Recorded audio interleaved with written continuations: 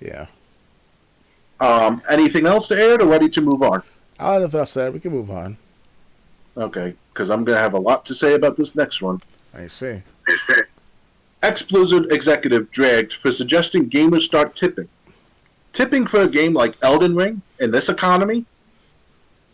Former Blizzard president Mike Ybarra made waves recently when he suggested that gamers might want to start tipping their favorite games extra. I've often thought, I wish I could give these folks another $10 or $20 because it was worth more than my initial $70, and they didn't try to nickel and dime me every second, he tweeted last week. It was a well-intentioned, thought experiment that seemed to miss the forest for the trees. Ybarra has seemingly had a lot of free time recently after suddenly leaving Activision Blizzard amid vast layoffs following its acquisition by Microsoft, where he also worked as a corporate VP for many years.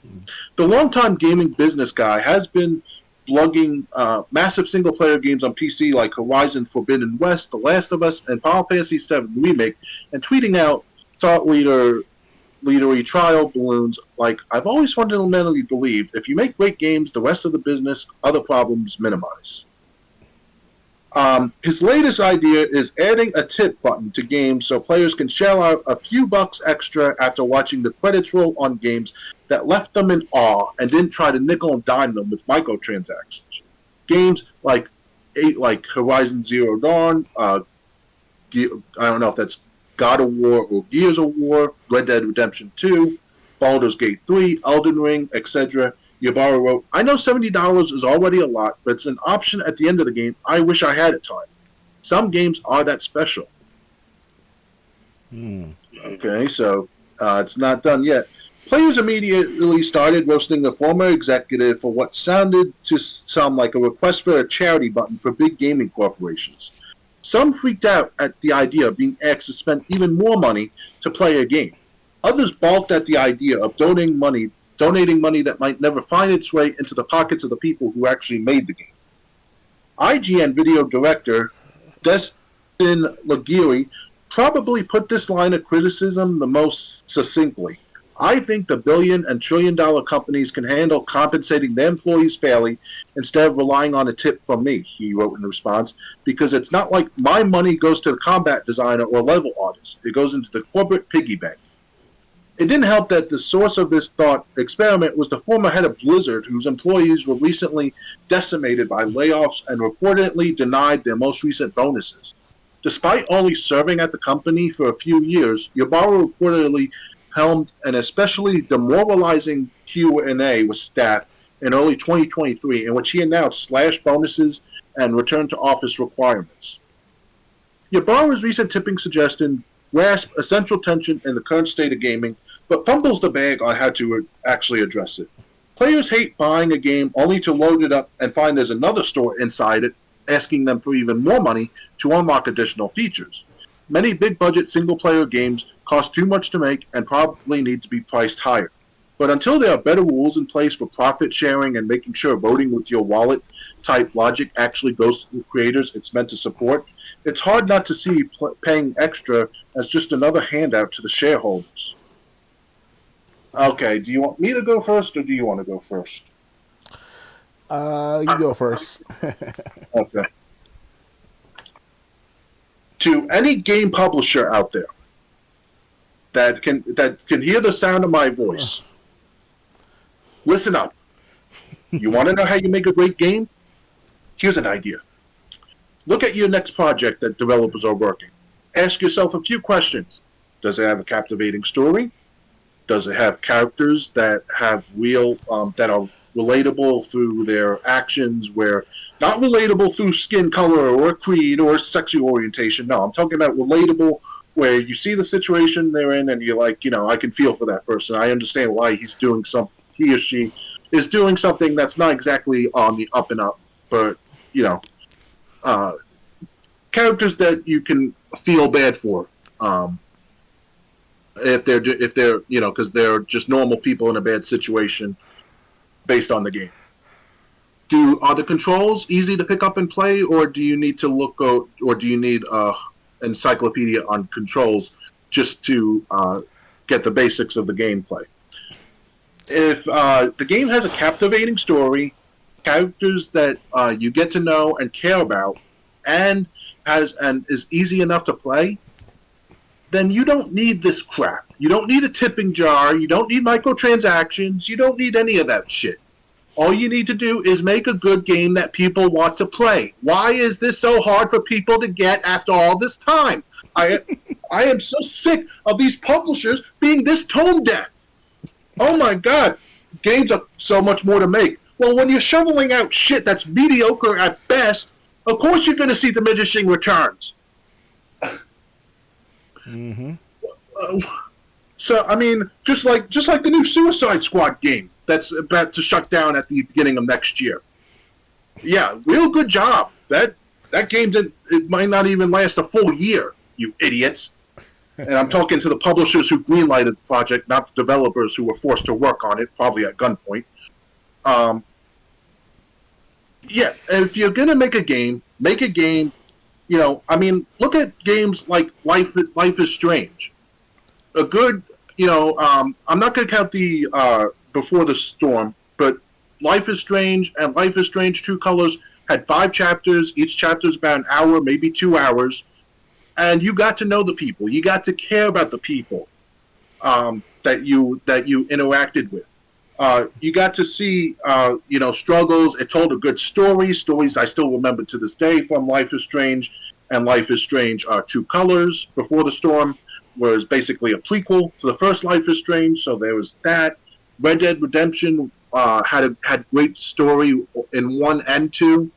I can go on and on and on, and let's look at the most successful games of all time.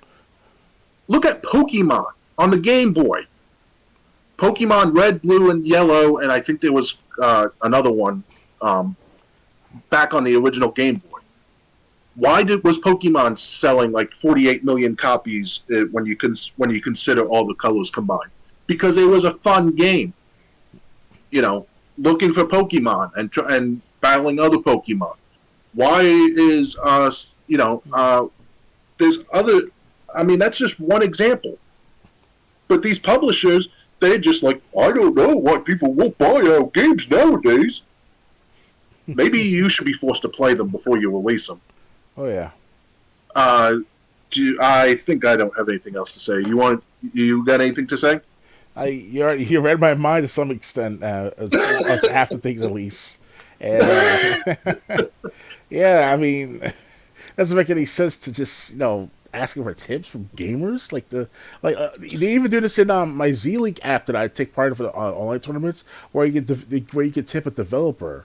And I'm like, no, I don't want to do that. I mean, that's developers been paid a lot of money to make games and also programs like that. For example, developers like Cliff Blinsky from the Gears of War creator, or the Gears of War, one of the makers of Gears of War, he got to be working at least hundreds of $1,000s every year for how many years up until Gears of War 3's project ended. That's why should I tip him $5, $10, $15 or whatever the amount is? Do you want me to tip? I don't want that shit to give to him. He's making more money than me. I'm the one paying the $60 for that Gears of War 1, 2, and 3, or the Ultimate Edition that's like a remake of the matter. I'm not gonna spend $5 of my money to these guys. I'll spend it for a musician at my local subway station, or someone on the internet that's trying to make it big, like the next Tom Beck or perhaps ABC, those type of bands and stuff like that. Those people, I'll give them a couple of dollars at a time, whatever. But as a developer, they make a good amount of money. Every project they make on, they get about several thousands, tens of thousands of dollars, depending on which level or how much responsibility you have as a maker, a developer, and all.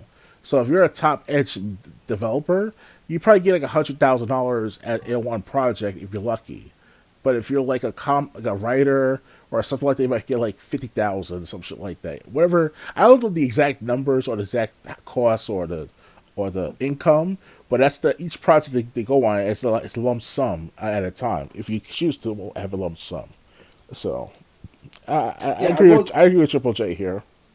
I I wrote about this on my blog about 3 days ago, and I want to read one paragraph I wrote that will really because I had trouble reading. I had trouble remembering some of the games that have been the best selling of all time. RoboCop Rogue City had 435,000 people playing the game after being out for 2 weeks. Did RoboCop Rogue City bombard the player with microtransactions? No. They focused on creating a fun game that people would want to play. Newsflash to executives. The same can be said about Grand Theft Auto 5, Red Dead Redemption 2, Wii Sports, Mario Kart 8, Pokemon, and many more games. None of those games I mentioned were virtual in-game stores just trying to get you to buy more crap. They didn't ask for a tip. Uh, they were just fun games that people wanted to play and enjoyed playing. I can't believe that executives, this is what happens when you put the wrong people in power. I just can't believe executives still can't figure this out. Either they're too inexperienced or they just don't give a damn about the end product or what they want to sell, and that's bad on their part as a morale of a business person. Yeah, think about the bigger picture most of the time, not about the quick fix or the quick making of a buck. You know. Yeah, and also, technology has also gotten worse where, uh, you know, uh, because a lot of times people will or publishers will release games and say, "Oh, we'll just patch it later." Yeah, well, you know what? If you're gonna have the attitude of you're just gonna patch your game later, I'll just buy it later. When the sale doesn't mean anything. Yeah, who Um, thought about that patch later after releasing the game? Even if you get 10 million copies, like Cyberpunk, whatever the amount was with Cyberpunk 2077. I knew to myself they're gonna fix the game eventually after a year or so, but beforehand during the release of it all, it was half-ass. You know, I look at these gamers playing the game on Twitch and YouTube and all, and I'm like, man, so they fucked up on the graphics, the glitches, the mishaps. It's like, lazy, very lazy. I was not expecting that at Cyber 2077. Maybe with like indie developer like the Heartforth Alicia group, after 10 years later, now that they haven't released their game yet, through the Kickstarter and all. Well, that's a different story right there. Now that's a waste of dollars to give to that group at the time. They should give them my money for that matter for not producing that game after 10 years, and they're still making it to this day via their Twitch streams. I'm like, laziness too. Like it's there's no work ethic as it used to be. Most of these gamers, not gamers, the game developers and all. Like, yes, back yeah, 25 years ago, the graphics were a little different. It wasn't as high quality.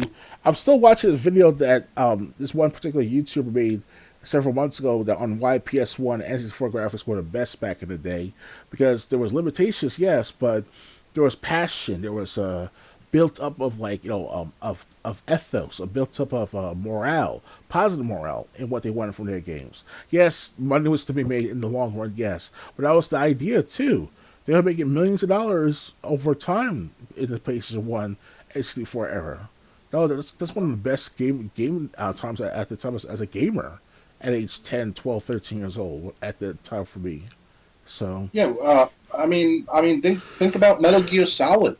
Metal Gear was a dead franchise after Nintendo. You had Metal Gear and you had Snake's Revenge. The series was dead, and then they just tried something with Metal Gear Solid, and it blew everyone's socks off. And Metal Gear Solid became its own franchise. I mean, One of the main that was a reasons shot in the why dark. I'm glad they took it, but they handled that with passion and care. oh You yeah, know, it was the closest thing we had to a video game movie at the time. But unlike Metal Gear Solid 2, it didn't totally eliminate the gameplay or yeah. eliminate too much of the gameplay. Um, but yeah, I mean, so it's kind of like these games, they don't cost they okay, if you're gonna make a multi-million-dollar budget, I understand Grand Theft Auto 5 is the perfect example of that. Yeah, but you're gonna make that money back if you make a good game. Mm-hmm. Look at RoboCop Rogue City. If I'm not mistaken, that's I think the first ever good RoboCop game. Yep. So, I mean, and like I said, almost 500,000 people were playing it in the first 2 weeks.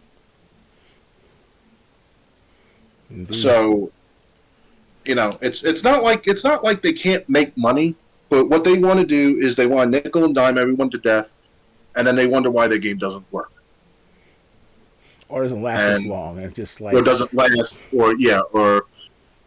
and they can't figure out that just making a good game that people would be interested in would have worked better, even if it wasn't as visually appealing as Baldur's Gate 3. You know, I mean, don't get me wrong. There are game stories that still stick with me. Not just Life is Strange. There's Heavy Rain. There's Beyond Two Souls. Um, Obviously, Red Dead Redemption, the first one. Metal Gear Solid 1 and 2. Devil May Cry. No, I never played Devil May Cry. But the point I'm trying to make is, these games had a great story. I mean, look at Max Payne. It has a good story. You care about Max Payne because you see what he went through in the first level of the first game, and now he's undercover. And then you see, and the controls were not butchered. Oh yeah. I mean, so and like I said, I'm a big fan of the comic book storytelling panels in between levels. I wonder why they never made a Max Payne comic book. Just take the panels from the comic book, just from the cutscenes, and like make a whole comic out of it. Maybe they just didn't have enough material. Yeah, back then it was a budget reason because the makers of Max Payne, they weren't all well funded like the EA and shit like that. These were just regular people. Rice, this is heard about back to Rice Effect, Rice Vec. He's the one who talked about this. We'll say that the makers of Max Payne were just typical family members and friends working together on that game, especially Max Payne One. So Okay.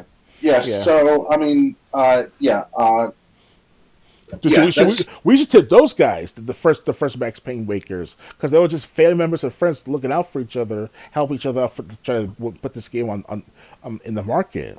We could tip those type of guys, but not like yeah. EA. Right. Exactly. I mean, if you try to tip Rocksteady or WB, you're going to tip the executive who thought Suicide Squad killed the Justice League, fell below expectations, and he doesn't know why. Mm-hmm. I don't want to tip that guy. That's just supporting bad. That's just supporting bad behavior. Yep. Anyway, Yeah. anything else to add, or ready to move on? I just want to say this though, that if the executives of these companies, WB, EA, Activision, Blizzard, hell, Ubisoft. even Disney, they said Disney has their hand in games too. Like if you guys listen to us, or will listen to us one day, you guys should just leave altogether, or at least reevaluate what your priorities with the company. Like that's the first step. If you can't do that yourself, you should just resign and to have someone with more knowledge to look into the company or to look after the company. That's all I Yeah, want to say with these guys. there's something else I want to know. Take the executive from WB who greenlit Suicide Squad, Kill the Justice League. Did the creators have to play the game all the way through, Not from really. beginning to end? Did the executives have to play it all the way through?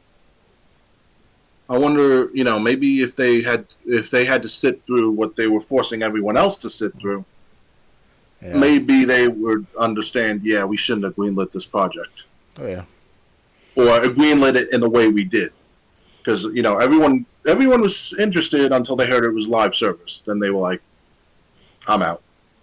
Yeah, based on what Angry Joe said the other day or two in their show, in reference obviously, they were saying that there's gonna be 10, if not 8, more of these boss battles for every season up until next year. So basically, because it's like a final boss in the first season, final boss in the second season, and so on and so forth. That's like it's a repetitious thing over and over too, of different Yeah, forms, different bosses of the but same boss. it's a rehashed boss because it's Brainiac every time. He just fights like a different superhero every Yep. time. I Yep. think at first it's a Flash, and then it was the Green Lantern, or maybe that it was the Green Lantern first, and then he fights like Flash, and it's like, okay, I'd go through this multiple times. Why? But but like I said, Suicide Squad Kill the Justice League has been such a dumpster fire that they said they might end up shutting the game servers off in early 2025. Uh huh. So January of 2025, which would make it 11 months since Suicide Squad came out. Not even a year. That's pathetic. Yep. Some good live service that was. Yeah, if they turn it to an actual like spin-off or standalone game like that of like it's just a standalone, like just not canon, not part of the lore per se. Okay, I can understand that feeling, and it might work well with that matter to sell a regular game that is, but not some live service. Like it's just it tarnishes the WB's name, DC Comics and all. It just that's all they've been doing for the last several years now. Triple J is that they've been like ruining IPs and brands and characters that we grew up on over the last several decades, if not at least a few years, and it's turned into a shit show. Yeah, and now Mike Ybarra thinks they should be tipped if they did a good job. If we think we did a good job, especially if they force us to. Like, we already have enough people as is not tipping to some people out there on the delivery drivers because for the last several years with the DoorDash and Uber Eats and all, the deliverers or the companies were taking advantage of them. So now they changed the DoorDash bit. I'm not sure what's like with Uber Eats. Really, I don't use Uber Eats as much. But DoorDash, they started to like hold up for a tip in and add like a convenient not state tax, like a New York City tax here in New York City. They're like one of those service fees, extra service fees of $2 per order. Wow. So you get you get the tax, the delivery fee, and the tip, as well as the $2 extra New York City related fiasco. Other New Yorkers who use DoorDash, they'll tell you too. They'll tell you about the matter as well. They're like, what? Another $2? Because we're not tipping the drivers anymore. Now it goes through the company or through wherever the order is, depending on what you ordered from. So even if it's different from gaming, imagine this through gaming as well. It was horrible service after a while. So if any game had a tip jar that was either optional or mandatory, that's definitely one game I'm not touching. Indeed. And if we have to boycott these companies after a while, sooner or later, if this keep continuing to increase in wanting it, then I have no choice but to go back to my old games. Yep. People thought Disney was too big to fall, and Disney has been hemorrhaging money. Yeah, that statement, too big to fail. Whoever created that thing back in the 2008 crisis, he should be slapped for that matter. I'm not trying to sound like I'm being violent. It's just that, motherfucker, what's wrong with you? You want too big to fail? That's me saying I'm too big to die. I'm too sick to die or something like that. But we will have our problems going up and down in companies and health and all. But you can't prevent the inevitable on some of the companies' bad practices. And this is one of them. When it comes to gaming and all. So, yep. Then that's going to be a collapse in gaming sooner or later, or a gaming crash, if ever, due to this stuff. That's one sign of it all. Right. So, that's all I had to say for the matter. All right. Ready to move on? Yeah. Okay. That was a good rant. Yeah. Next. Here's what the original Doom would look like riddled with microtransactions.